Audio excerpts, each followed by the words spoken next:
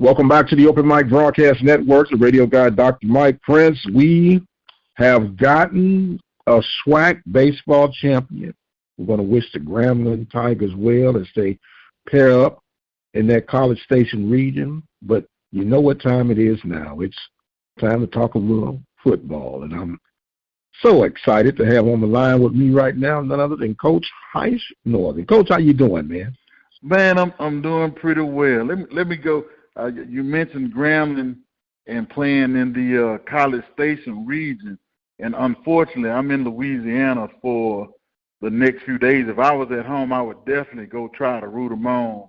You know, my sister is a Grambling grad. My mother went to school there, and I always tell people if I could live anywhere that I've ever coached, I would move back to Grambling in a minute. So I'm gonna say congratulations to the Tigers, but my sister and I, we sort of had a bet. You know, Grambling had lost one game 17-7, and she was like, well, we're going to figure out a way. We're going to be the SWAC champs. I said, if Grambling win the SWAC championship, I'm going to cook for you.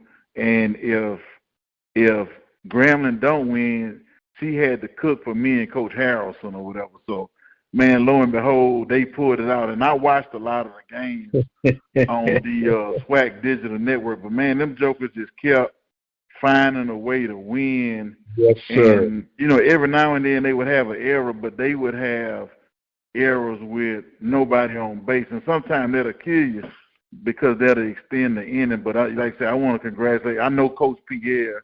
He was a student athlete, a student at Grambling when I was coaching up there. So, you know, congratulations to those guys. They found a way to win. Yes, sir. I didn't mean to cut you. You said, you know, you was watching on that SWAC Digital Network, which I also did, and I thought it was kind of a travesty that they pulled it to the ESPN, even if they did the audio deal. But that's not, and you had good views on the games, but that's another story for another day. It's time to talk a little football, Coach. Yes, we went through and we talked through on some things, and now, as I say, the gut check is coming in. We've had this latest ruling from the NCAA, and basically I put on a show earlier this week that they sent a message without sending a message, if that makes any sense. And to me, the message is either you're going to pay to play or you're going to have to adjust and move on. Yeah, so it's going to almost be a two-tier system where the people that have money are going to be way better than the people that don't. And the way they're going to fund it is going to be a little bit different. I know one thing. So the kid that everybody was making a big deal about that was at Colorado that transferred to Florida, that kid is not on football scholarship at Florida, but his NIL deal is going to pay for him to be more or less like a preferred walk-on. So it's almost like if you can give everybody these preferred walk-on deals and let the quote-unquote collective or NIL deal pay for their school, then that means you're still going to have more money for the auxiliary things. And like some schools, I'll just say a school like LSU, their athletic department may not even pay for their football players' scholarships. The Tiger Athletic Fund pays for the scholarship, whereas a school like Prairie View, Grambling, Southern is coming strictly from the department. So it's going to be really big with the haves and the have-nots and how it moves forward in terms of the NIL landscape, the cost of living landscape, and who can have this extra money and who doesn't have this extra money. Absolutely. The way I'm seeing this thing, Coach, basically with the ruling that the NCAA just had, it's time for players now to just get contracts. Just get contracts and, you know, bow down to whatever the do's and the don'ts they write up in those contracts. They hold them to it, and they move on. Because and I think a safety net that the schools should start looking into is a buyout clause. That will help stop some of this jumping back and forth across from one campus to the next. Because if I want this dude, but then I got to pay what I'm going to pay him for my NIL, then pay his buyout clause, that'll slow some of this stuff down. Well, the other thing that's going to start happening, too, is, well, you know, depending on the tax ramifications, and everything is going to be done on a year-to-year basis. So it's not necessarily, it's going to be almost like an assistant coach, where most of your assistant coaches are on one-year deals. And you know, if you're in an at-will state, you can be released at any time for any reason. So you'll see some of the colleges, you know, even the NIL and the scholarship are all going to be one-year deals. I don't know if you saw the deal with the quarterback that was suing the University of Florida, how much he was supposed to get paid per month. $13 million. Yes, $250,000 a month to $350,000 a month for a guy that hadn't thrown one touchdown pass. Hadn't been proven. Yes. You So know, and so, whoo, that's crazy. That's crazy. Yeah, that's going to, you know, as a coach, how can you almost coach a kid like that? You can say, yeah, well, he's still a player, but, you know, they had this old saying when I was in Oakland doing my internship, there's some guys that have what they call FU money, where whatever the coach say really don't matter, because they thought is, man, I got money, I'm making more than you. And those guys feel like, if you really can't help me, I have no reason. If you can't help me get to my next paycheck or get to my bonus, I have no reason to listen to you. Absolutely, and that's the danger zone that we're in. Another thing that's going to really change is the coaches' salaries, Coach, because they're going to have to get this money from somewhere. And they're going to have to start reducing some of these salaries that these coaches are getting, which I understand if you can get it. But the pricing for head coaching, and it had gotten out of control too. Well, I think what you're going to start seeing is more, I would say, younger or unproven guys are going to get head coaching jobs because they're going to try to bring the salary down. And their justification is going to be, well, you hadn't proved, we can't pay you $3 to $5 million a year, and you hadn't won. So it's going to be a lot of incentive-laden contracts.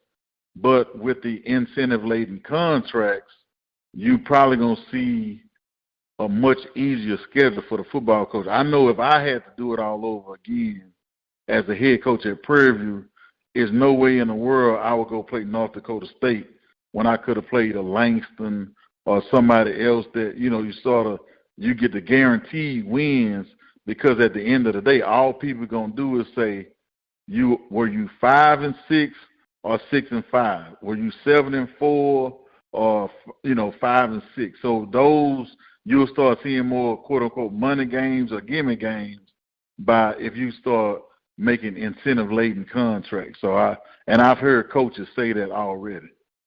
Okay. So it's definitely going to change the dynamics, but here's where we are right now, Coach, because with this 60-40 split, where you have these the lower tier schools, and when you listen to the big boys speak, they say, hey, here are the new rules. Either you adjust or move on. And they say, if you don't like what it takes to be D1 status, there are plenty D2 and D3 conferences that will accept you. When you look at that and hear those type of statements without the mouths moving, what message should that be sending to us that are left behind? Well, you better start planning ahead. You know, it's almost like when Prop 48 came into the NCAA. You better start making plans of how you're going to deal with this animal that's getting ready to try to attack you from a few different angles. So that's one of the things that was coming up. You better get ready. You better have an adjustment plan in place, because since day one, I would say probably starting in the mid to late 1990s or whatever, the big boys started making all the rules when it came to recruiting. And then because some of the big boys knew that they could get money to pay players, the NIL stuff, the way that they did it with the quote-unquote collectives, that's not really NIL. They just said, we gonna push these rules because we know we're going to have the money to pay for it, at least for a couple of years, and then we'll adjust when we're told to adjust. So that's sort of how all these things came into play. No doubt, no doubt. Now they even always talking about, well, we're just going to remove scholarships. We're just going to give you guys budgets, or you know, and so well, not a budget, but I guess it would be considered a budget. And they said, look, you can spend, mix and match, however you need to mix and match to build your squad roster out, but you can't go past this threshold. So once again, that trickles down to us. Yeah, We already we're in the house, but we're the butler of the house. We can't eat till everybody else has eaten, and we served everybody, and then you make the most of what you have. I've always been for it, and I'm gonna say it again. It's time to head to the hills, man, and start protecting and saving ourselves. Yeah, I think that's what's gonna happen. But somebody's gonna have to have the brain power to put it together where the product doesn't suffer from either lack of talent on the coaching side as well as the player side, because people are going to feel like, you know, I don't want to deal with this monster. So you just don't want the product to suffer. So it's going to be a bigger battle of the haves and have-nots. And then, like I said, people's recruiting strategies are changing, that even some of the recruiting services are telling guys, look, man, you may not be getting but lower level, you may be getting FCS or Division II offers, but if you think you're a baller, go ball somewhere, and in a year or two, treat it like a junior college, then transfer up and go get you some NIL money if you can't get it coming out of high school. Right. Well, that's basically what it has done. It's either Power 4 and everybody else is junior college circuit. That's basically what it has turned into. And it's still, to me, all of this, the programs that are suffering the worst out of this, Coach, are your G5 programs, because they're in a nomad land. They think they're too good for FCS, and the big boys don't want you. And I have no saying, Coach, what do you do when big don't want you and little won't use you? Yeah. Yep. That's what it's going to really boil down to. You got to find some way to fit in, and it may almost end up being the quote, the big boys, then the big boys, then the FCS schools, you know, are going to be in between the D2 and the quote unquote, as we used to say, the mid majors. So the mid majors are going to be the new junior colleges, and you know, if you sign a kid, and they're gonna get better kids because everybody's not gonna be able to go. Exactly. But at the same time, once a kid comes there and proves their mettle, then they know that kid is not gonna be there for the long haul. Right. Well, the NCAA, while they still have face, need to reboot. Let the Power 4 go ahead and create their own island. You give the Group 5 people a chance, because the FCS system on that football scale has proven to work, and you just restructure how you do it now and go forward from there. And I think there's still enough television money and interest of the product that will be left behind that you can still salvage what's going through it, because the main glue that's going to hold all this together now is going to be your basketball tournament. And the basketball still has some say in what's going to happen in football. And the other thing that some coaches are floating around is, okay, that 12-team playoff, if they don't get a couple Group of 5 schools in there, they're going to say, okay, SEC, ACC, Big Ten, you know, whatever, you guys battle it out for that 12-team playoff, and then we'll take the Group of 5 and maybe create an 8-team playoff, and then you'll still have the FCS playoffs. And then, you know, what they'll try to do is stagger, okay, FCS playoffs may be Thursdays. Group of 5 schools may play Friday, and then we'll still try to get those the big boys to, you know, keep their games on Saturdays or work around the bowl schedule. So it's going to be some things. I always like the FCS model of playoffs because you didn't have that long break then come back to practice. But Right. the big boys schedule like that for the bowl game purposes, and they finagle the recruiting calendar all around the big boy schedule. So that's sort of how we end up with the schedule that they had, because the bowl games were the drivers as opposed to TV. Now they still trying to fit in the bowl games for tradition purposes, but I'm not sure how they're going to keep that in with the 12-team playoffs, because I really don't agree with you playing Thanksgiving weekend, and then for some of those people, you don't play again till Christmas time. So that's a long layoff for me. Right, right. Well, another thing, the bowl presence is diminishing as we speak because it was already becoming suspect. Yes. We know who's driving the bowls, and those that they say that four-letter word without cussing. It starts with an E, ends with an N. You know, F, as they say. Yeah. Yes, sir. They are the ones that are controlling the entire narrative. So what would possibly have to happen, some of those bowl games could be ponied up to serve as these playoff games for all levels, for your big boys, as you mentioned, that Group 5, and even trickle some of that down to the FCS standard, even though the FCS has always had the proper and perfect format. I think so, yes, sir. And then they started playing games, and then they started having a long layoff in between the semifinal round and the final round. That's the only thing I didn't agree with. But I always did like the FCS playoff model, though. Yes, sir, no doubt about it.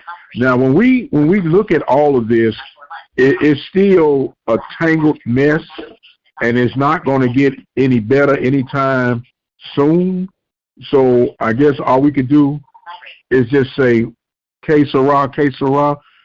I got something, Coach, that I need to talk to you about. Mm-hmm. It's probably going to cause some ruckus in the air. And I've had a little kickback on it, but I'm a big boy and I can take it.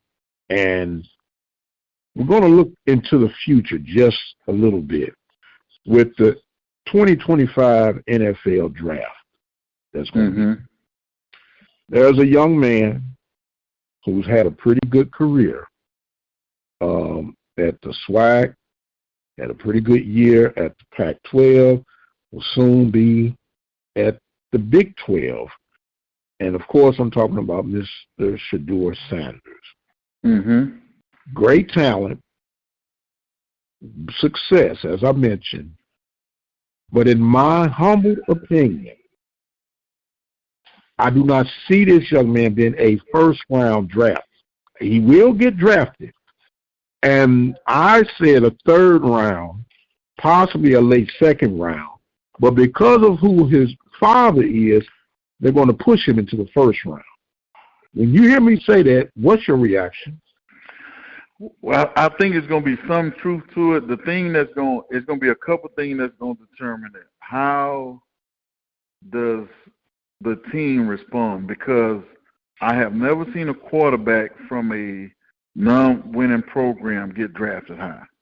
So that's going to be one thing. They're going to have to win some games because a lot of times that guy's your leader.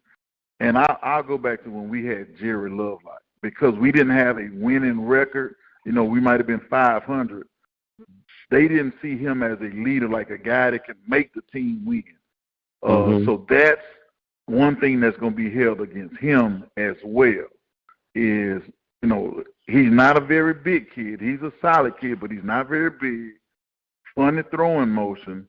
But if they put up good numbers and win, because you have been hearing that he is going to be a first or second round pick, a first round pick, a top 10 pick, that's probably going to happen because people don't want to say, I missed out on that guy. You know, just like a lot of people didn't think C.J. Stroud was going to be what he was.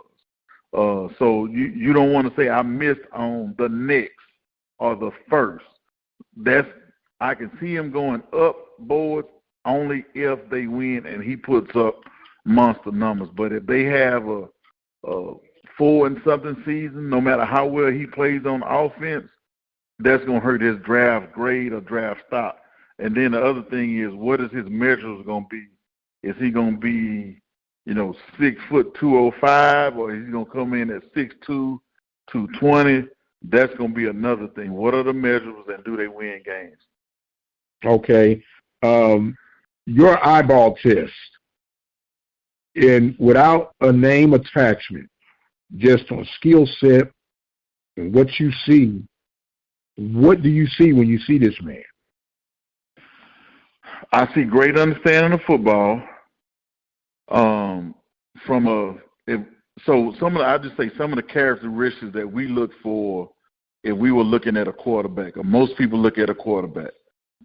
Understanding the football. He is going to X and O. He's going to pass every board test. The other thing is accuracy. His accuracy is going to be B+ to A-. His decision-making at times is probably going to be C, because he's still thinking that in his mind he can make some of the plays and doesn't realize the kids that he are playing against now are faster than the kids that he's ever played against. So I think that is – so you're looking at on the board. The other big question that people are going to say is, what is his leadership like? Because that's the next thing. How is he going to fit into the locker room? And that kid has rubbed some people the wrong way because of, just some of the things that he has said, riding around in a $500,000 truck or whatever. That is not going to look the part on some of the NFL teams. They're going to look at that and it's almost like, what can I tell this kid?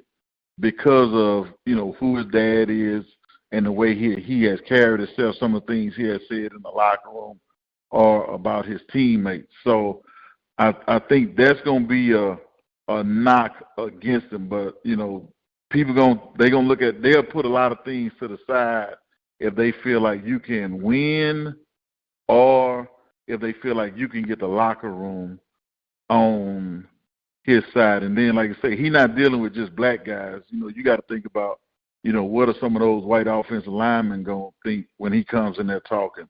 What are some of those 30-year-old guys that's trying to get to their next contract? What are they going to say? Some of those receivers that's been established, they don't care nothing about no Dion. They just go on, hey, man, you better give me this ball so I can get my bonus, or so I can get me another contract. Right. Well, as I look, and I know we can't predict the future, that's what makes sports talk, right?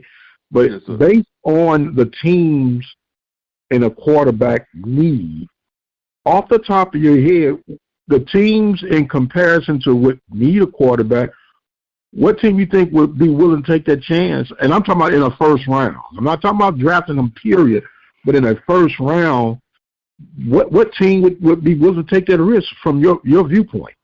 I wouldn't say a particular team, but it's going to always be 4 or 5 teams that's drafting high that's going to think, if I get a quarterback, that's going to solve a lot of my issues. So, like I said, I can't say the Saints right now or the Dolphins. Just say if Tua goes out and have a bad year, that may be a falling spot because of the weapons that they have. But at the same time, it's going to always be 4 or 5 that's going to be in need or looking at, is the quarterback the difference that we need? Because almost all those other positions you can pretty much find anywhere in a running back and lineman.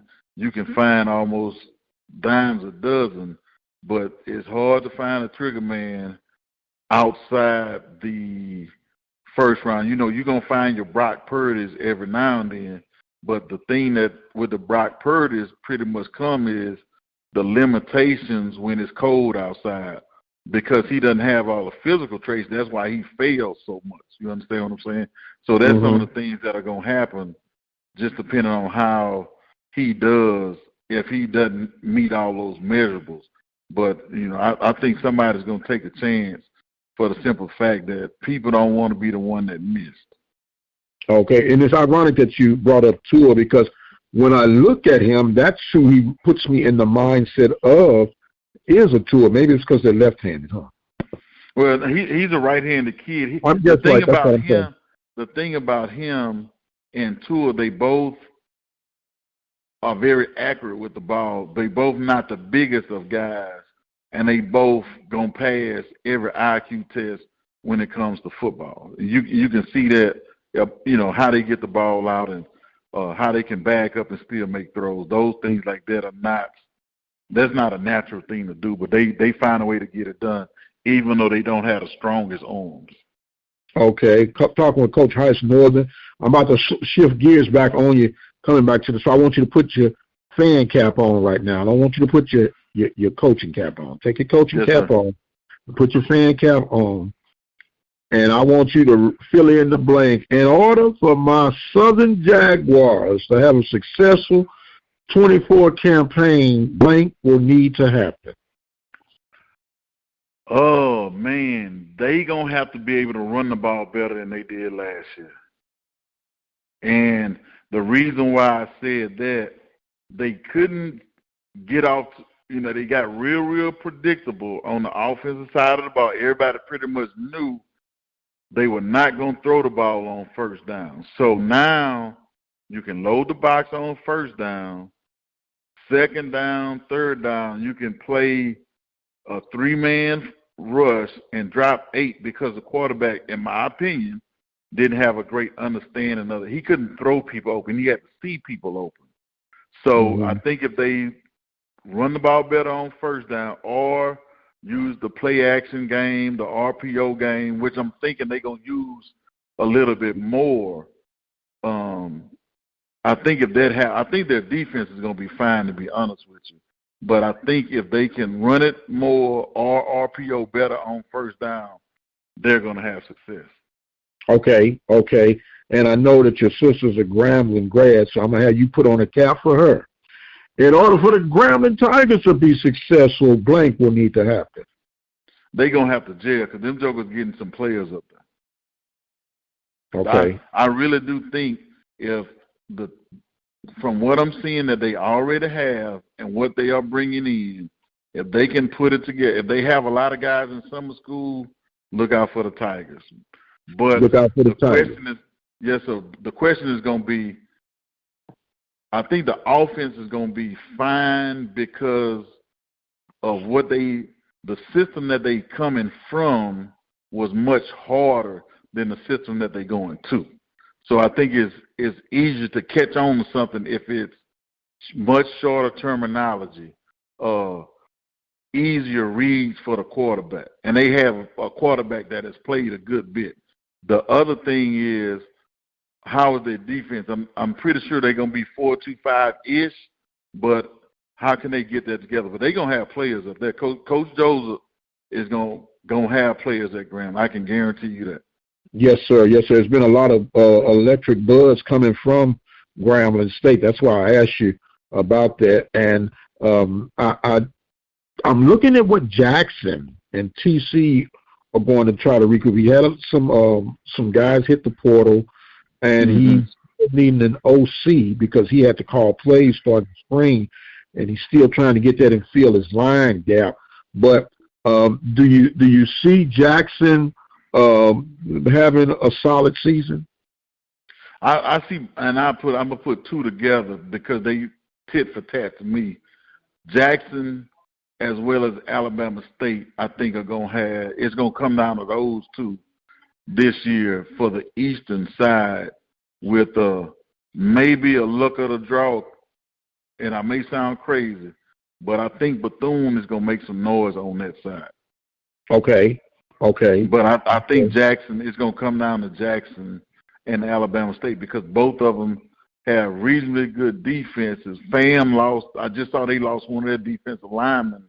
Right. To, I want to say, Illinois. Jackson lost some, but, they're going to be, like I say, it's Jackson State. They're going to plug some holes. And then Alabama State has lost some, but they going, because they have what they have in place. Now, they got a little bit of money up there, so they can, convince some guys from some of the bigger schools to, you still you're going to get all your Pell Grant money, you're going to get some cost of living help, or they got people up there that might can help them with an apartment and stuff like that. So they're going to be in the mix as well. I just think and they didn't lose a lot of coaches. They lost a couple of coaches, but they got a lot of coaches coming back. So the expectation and what are we doing is not going to vary much. Right. I was looking over at that East. I was picking that early lead dog as being Alabama State as well, because they've seemed in the past few seasons to gel toward the end of the season, but I think now Robinson has enough in the tank and in the stalls that he could get these guys out the gate early and sustain and maintain to hold off all would-be. Not discounting FAMU and the others, but I just think this is the year of the Hornets from the East for whatever reason. Yeah, in my opinion, I think FAM's defense took a couple of big hits, losing the defensive tackles that I loved, losing a couple of the linebackers that could run. They were like, predator cats. They gonna hunt you down sideline to sideline. So I think that, and you losing your head coach as well as your play caller. But like I say, they gonna always be in the mix. But I do think that the Alabama State defense travels. So they gonna get a fan some high blood pressure, because when your defense is always in a close game and your offense is sputtering, man, that put a whole lot of pressure on the defensive side of the ball. But like I say, for them guys, their defense travels well. Yes, sir. Now I gotta come on back to that west side, and I got to ask you about my Panthers, man, and I guess you're gonna fill in the blank with them. The Panthers have had consecutive 6-5 seasons, but in order for them, even though they won the West, in order for them to improve, blank will need to happen. Quarterback play. Like I said, and I thought that there were some plays that quarterback left on the field where there's some missed throws. And like I say, Coach Frederick and I, we close friends, but I know from watching the game that it was some wide open guys that should have been the first read that didn't get the ball. Also, in the quarterback run game, it was some slides on third and whatever, a yard or two from the first down, where it should have been a dive, let's get it, and regroup and move. But if you slide and they move the ball back and you're not in the proper field position to go for it on fourth down. So I know that. And let me tell you this, I'm a go back a little bit. I am a big, I love Coach Fredericks. I am a big fan of Anthony Weeden. And he and I talked a little bit the other day, but I had the wrong phone number. I'm like, man, I'm calling this dude. I was thinking about getting back into coaching, so I had Weeden on my list of guys. Hey, wherever I go, I want to bring this guy with me. So I'm calling. Long story short, I had the wrong doggone phone number on it. So he and I talked on the phone probably a week or two ago. And, man, that joker polished now. He is I think he's going to be good for those guys because of the way he carries himself. I just hope the enthusiasm that he has and his knowledge of different systems can help those guys be a better team, though. But I thought that was Coach McDowell knocked a couple things out the park. Number one, you got a guy that's coached in different systems. You got a guy that played, he's an alum of the university, and he's going to have some good inroads. I saw he got a couple of kids to come from Campbell to Prairie View. So I think that's going to be big. But if they can get some good quarterback play, I think their defense is going to be fine. They didn't lose. Well, so far, they hadn't lost. It's always been, man, Prairie View had been losing safeties to Kansas State for the last couple of years. Or they losing guys that should have been starting as seniors or juniors and seniors to Big 12 schools. So they seem to have kept a lot of guys around, and I think that's going to be the key. They got guys coming back, but if they can get some, and they got 3 or 4 quarterbacks there, it's going to be some I don't know if they're going to have to practice 4 hours a day just to get all them quarterbacks that they think are going to be in the mix some reps. Right. right? The good thing and the cursing behind that is you got so many quarterbacks. Do you have the right guys, and will it be enough reps for the guys to stand out and separate themselves? Yeah, and I think what's going to happen, depending on how late they go into it, you can out. And I'm always if he's an athletic quarterback, he can probably play some receiver or play some safety. So I think that's what's going to end up happening to, whoever the third or fourth guy is. One of them is going to move, and one of them probably going to transfer. Okay. And the last one before we get out of here, Coach, they're a mystery pick to me. When you look at the coach and his energy and everything, you go like, man, this dude says the right things, but can he get it to show on the field? And that's the Golden Lions. What do you think is the mystery piece for them to be successful? Man, just the depth up there, and I listen to their coach on the conference calls, and, I've seen them on interviews when they had a game or two on TV. And like you say, he says the right thing. He is a Red Bull full coach. That's what I call him. He positive. He's talking a mile a minute. But just keeping depth up there, they're gonna have a good system in place. Their offense coordinator is a good friend of mine. Actually, I saw him at Prairie View's camp last year. But he was at Grambling for a couple of years. I think, he was at ULM and he was at Kansas when they were, moving the ball up and down the field on people. So I think their system is going to be good, but just, up there, if you lose a guy, it is a big fall off. They don't have a name brand. They don't have the Grambling Southern, Jackson State cachet, as people would say. They're going to be good up there, but, once those numbers start declining, which is going to happen, their decline or the gap between 1 and 2 or 2 and 3 is bigger than the 1 and 2 and 2 and 3 at those 3 or 4 schools. Yes, sir. Yes, sir. Well, it's all about quality and then maximizing what you do have available to you. And that's what it's all about. July 16th will be SWAC Media Day from Birmingham, Alabama. And, countdown is going to begin with less than 60 days from everything happening, Coach, and we're going to have a lot of football to talk about between now and then, man.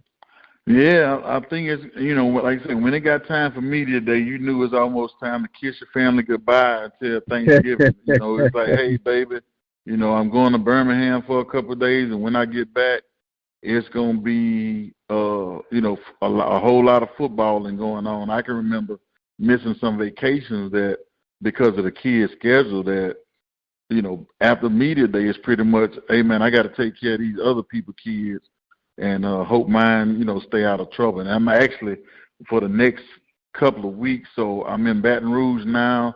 My daughter's at a dance and cheer camp. I'm going to work a football camp in actually Monterrey, Mexico for a few days. And then I'm going on the East Coast. Adam is going to a camp at North Carolina A&T University. It's actually an academic camp, so I'll spend some time visiting with Coach Frazier at Virginia State, with Coach Sewell and those guys at Morgan State. I'll go see Coach Odoms at Norfolk. So I'm gonna make me an East Coast trip while Adam is in camp. And then he tried out for and made the Astros RBI Summer League team. And they had their first game last night, so he did pretty well.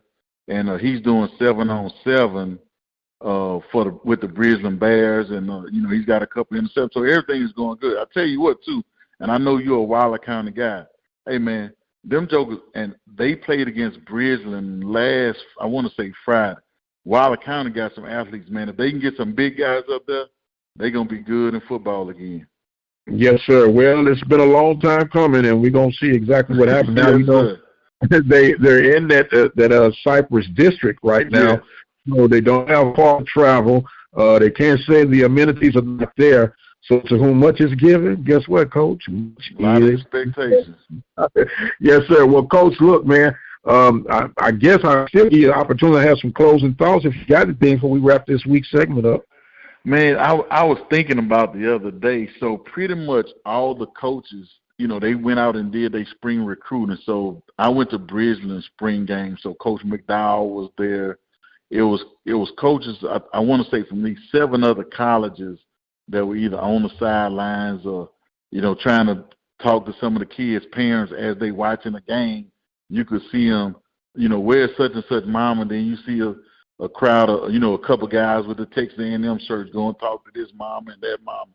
But the spring football is pretty much wrapped up, and we were talking about just some things, some of the craziest things. So I remember one year I was doing some spring recruiting in the Dallas area. I want to say I was at Lancaster, as they called it, Lancaster High School, watching a practice, and a swarm of bees come by. So you can hear this buzzing, and we thinking it's an electrical issue. And the coach and the trainer just yell, everybody down, almost like it was a drive-by shooting. So everybody laid down on the ground. You can hear them pass. Nobody got stung, but you could hear this swarm of bees just come by, a couple minutes later, all right, all clear. And then everybody just stand up and go back to practice like nothing happened. So, it's some stories that go on. I guarantee if you and I walked in the offices, especially when I first started coaching, when the high school coaches used to get hired by the colleges to go work football camp. And I've been in the office with a very prominent coach in the Dallas area, and there were 2 schools who had their camp at the same time. And this coach sort of took to me because he was an HBCU guy. And, he's like, you could stay in here. So he's like, look, coach, your camp is the same day as such and such camp. He said, I'm going to send you 3 guys. We don't have money to pay for them, and I need to get paid. So all right, coach. He calls the other school. Coach, I'm going to send you 3 guys. We don't have the money. Parents don't have the money. They need to come to camp, and I need to get paid. And sure enough, that joker pulled it off. I'm like, man, it was, back in those days, the spring recruiting was some,